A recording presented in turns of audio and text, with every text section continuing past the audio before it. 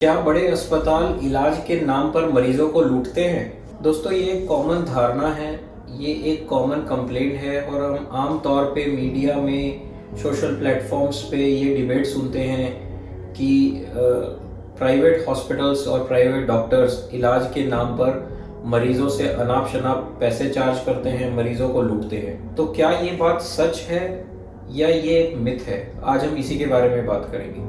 मैं हूं डॉक्टर अभिषेक बंसल और मैं एक सर्टिफाइड ऑर्थोपेडिक्स जॉइंट रिप्लेसमेंट और आर्थोस्कोपी सर्जन हूं। तो दोस्तों, आते हैं सीधा इस बात पे कि क्या इलाज के नाम पर प्राइवेट हॉस्पिटल्स और डॉक्टर्स मरीजों को लूटते हैं।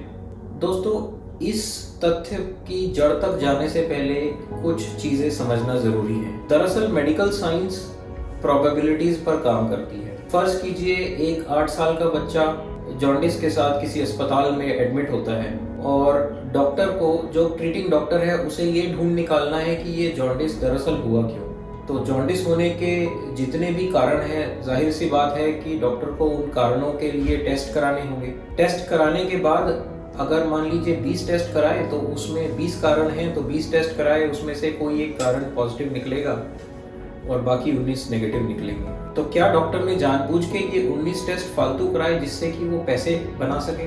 दोस्तों, ऐसा बिल्कुल नहीं है।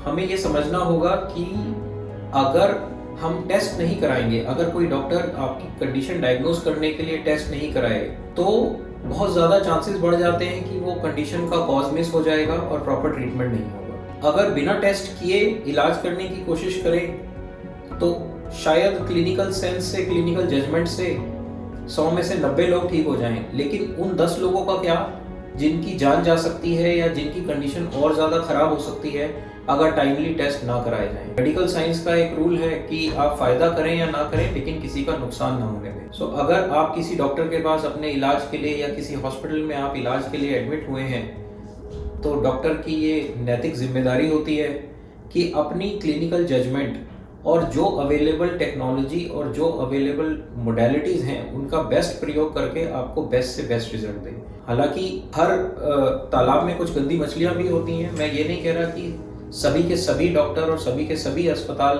बिल्कुल करेक्ट तरीके से, बिल्कुल करेक्ट सेंस में और बिल्कुल ईमानदारी से अपना काम करते हैं, लेकिन ज़्यादातर लोग, मैं इतना ज़रूर कह सकता हूँ, मैं इस प्रोफेशन से लगभग 25-30 साल से जुड़ा हुआ हूँ, ज़्यादातर लोग आमतौर पे मोर देन 95% हॉस्पिटल्स और डॉक्टर्स ईमानदारी से अपना काम करने की कोशिश करते हैं। एक और बात समझने की ये है कि अगर हम हेल्थ केयर बजट की बात करें तो इंडिया में जो हेल्थ केयर की कॉस्ट है वो अमेरिका से लगभग 10वां हिस्सा है। एक प्रोसीजर जो अमेरिका में अगर $10,000 का होता है तो इंडिया में वो $1,000 में हो सकता है।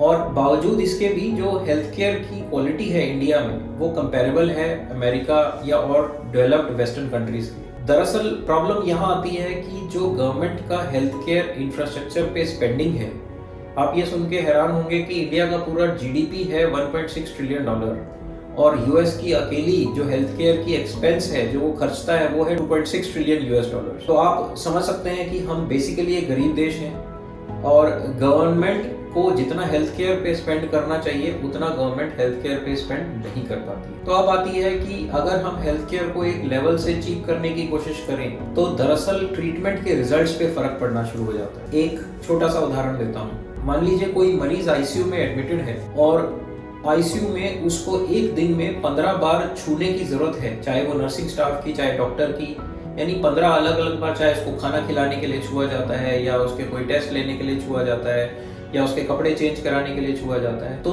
According to the quality standards हम मरीज को बिना ग्लव्स पहने नहीं छू सकते, क्योंकि अगर हम उन्हीं हाथों से बिना ग्लव्स पहने एक मरीज को छुएं और फिर दूसरे को छुएं तो एक दूसरे से कीटाणु और संक्रमण होने का डर रहता है। तो आप इमेजिन कीजिए कि अगर एक पेशेंट को एक दिन में 15 बार छुआ जाएगा तो 15 नए पेयर ऑफ ग्लव्स यूज होंगे। 15 नए पेयर ऑफ ग्लव्स का मतलब हुआ कि अगर एक ग्लव 20-25 रुपए का भी आता है तो आप कैलकुलेट कर सकते हैं कि सिर्फ छूने मात्र से कितना एक्सपेंस ऐड हो जाता है। जो बहुत बड़े हॉस्पिटल्स हैं जो अच्छी क्वालिटी मेंटेन करते हैं, कुछ प्रीमियम वो अपने लिए भी चार्ज करते हैं, क्योंकि अगर वो नहीं होगा तो हेल्थ केयर प्रोवाइडर्स की सैलरीज, लैंड एक्विजिशन, जो खर्चे हैं, बिजली पानी का खर्चा, रजिस्ट्रेशंस के खर्चे, उनको जस्टिफाई नहीं कर पाएंगे। ज़्यादातर बड़े हॉस्पिटल्स में बिल्स बड़े इसलिए बनते हैं क्योंकि वो फैसिलिटीज और वो स्टैंडर्ड्स को बिल्कुल उस तरीके से फॉलो करते हैं जैसे होने चाहिए। एक कॉमन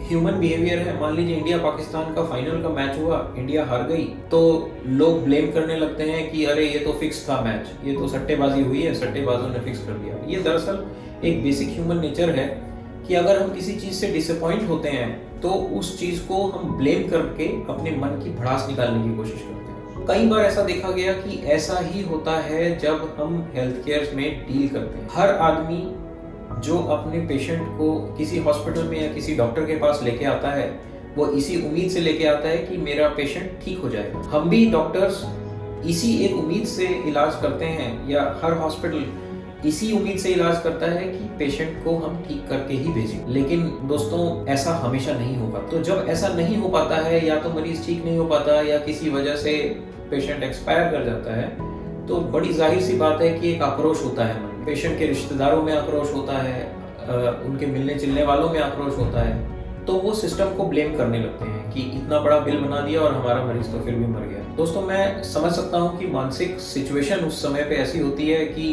इंसान अपने विवेक से ज्यादा गुस्से के चलते सिस्टम को ब्लेम कर सकता है, क्योंकि सिस्टम को ब्लेम करने से उसको बेहतर फील होता है। लेकिन अगर हम थोड़ा सा सोचें तो मेडिकल साइंस, मैंने फिर कहा, मेडिकल साइंस प्रोबेबिलिटीज पे काम करता है, इसमें गारंटीज नहीं होती।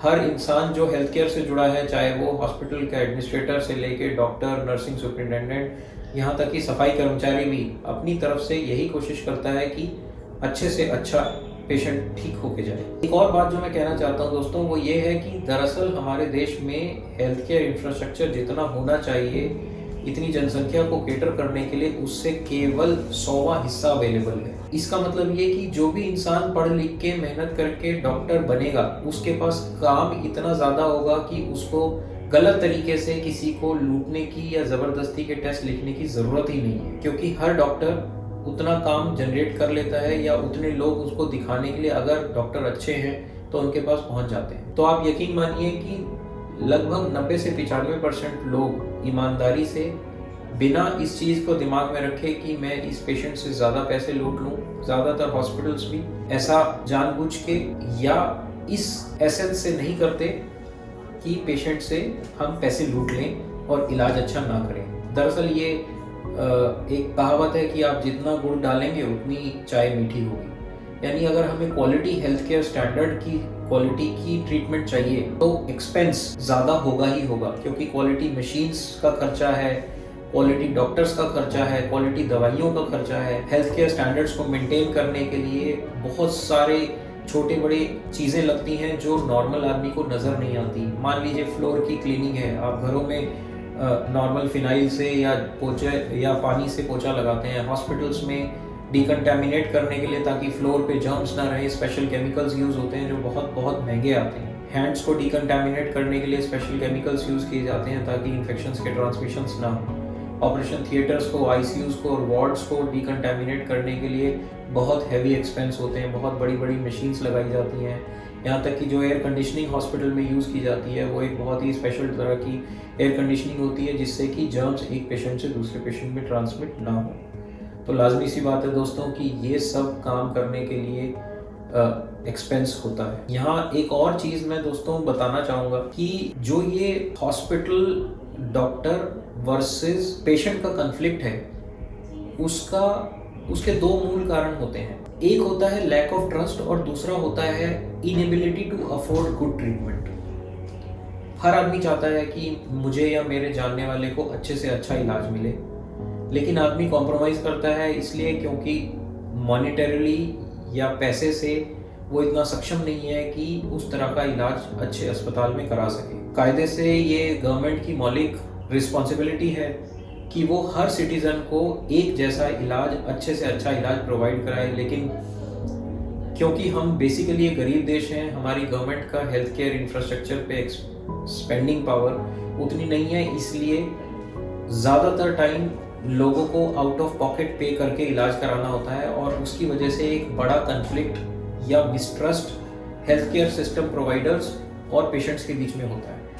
तो इसका एक बहुत ही अच्छा तरीका है हेल्थ केयर इंश्योरेंसेस। गवर्नमेंट भी अपनी तरफ से हेल्थ केयर इंश्योरेंसेस को प्रमोट कर रही है। मैं भी आपको यही कहना चाहूँगा कि उस दिन का इंतज़ार ना करें जिस दिन आपको इलाज के लिए कहीं जाने की या एक्सपेंड करने की ज़रूरत पड़ेगी।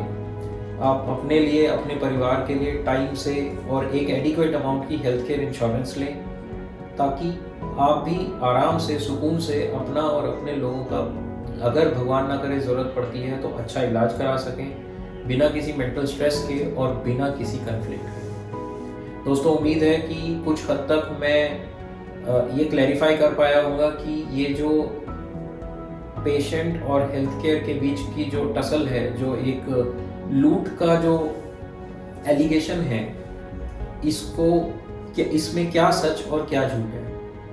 मैं फिर यही कहूँगा कि मैं किसी हॉस्पिटल या डॉक्टर या एक प्राइवेट प्रैक्टिशनर के होने की वजह से मैं ये वीडियो नहीं बना रहा हूँ। ये मैं गवर्नमेंट हेल्थ केयर सिस्टम और प्राइवेट हेल्थ केयर सिस्टम दोनों में काफ़ी लंबे समय तक काम कर चुका हूँ, और मैंने ये रियलाइज़ किया है कि जो मनी है, जो एक्सपेंस है ट्रीटमेंट को लेके, वो एक बहुत बड़ा फैक्टर होता है जिसकी वजह से मानसिक तौर पे लोग हेल्थ केयर सिस्टम के खिलाफ हो जाते हैं, जबकि ऐसा नहीं है दोस्तों। ज़्यादातर लोग और ज़्यादातर हेल्थ केयर सिस्टम्स अपने पेशेंट्स की भलाई के लिए ही काम करते हैं। धन्यवाद। Bonoscare. Let's move.